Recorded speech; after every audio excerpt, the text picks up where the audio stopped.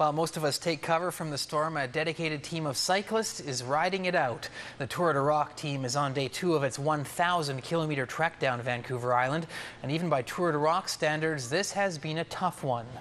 The team started the day in Port McNeill. Riders set out early, cycling through the pounding rain and storm force winds, making their way to the community of Woss and then south to Sayward. All the way, they were greeted by supporters and donations. CTV's Gord Kurbis is along for the ride. It's the same pre-ride ritual Tour de Rock members go through every morning. But today, the stretching and psyching up is vital because riders know the day will be even more challenging because of the rain and wind. It's a big factor. Probably bigger than anything, I think, than the rain. The rain, you can kind of go through. The wind blows you all over and slows you down. So, yeah, I think it could play a real factor today. Those strong winds are evident at nearby Sunset Elementary School. Students are lined up outside the building, braving the elements. This year, the team is only making a brief ride-by, but it's enough to make several students very excited. It's a good chance to have our kids show some citizenship and the excitement over being part of this event.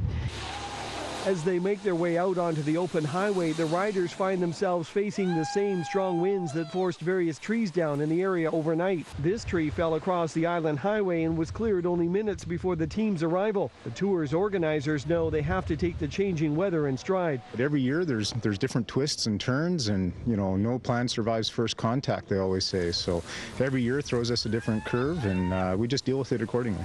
At the first stop of the day, riders are grabbing hot chocolate and soup to keep themselves warm. It's the chance to get a quick toweling off and adjust their gear. Finally going to wear a rain jacket. They create a bit of a sauna in them, so I didn't want to wear it because I didn't want to get too warm, but now I'm more interested in staying dry. Got really strong winds going over the bridge, guys. Really strong winds going over the bridge. Throughout the day, they will each have their own way of dealing with the elements. I was singing "Here Comes the Sun." And yeah, everyone was like, shut up.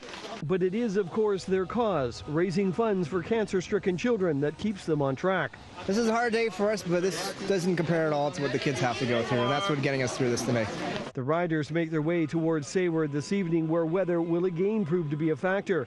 Power in the village has been out all day, putting tonight's fundraising dinner in jeopardy. Gord Kurbis, CTV News with the Tour de Rock.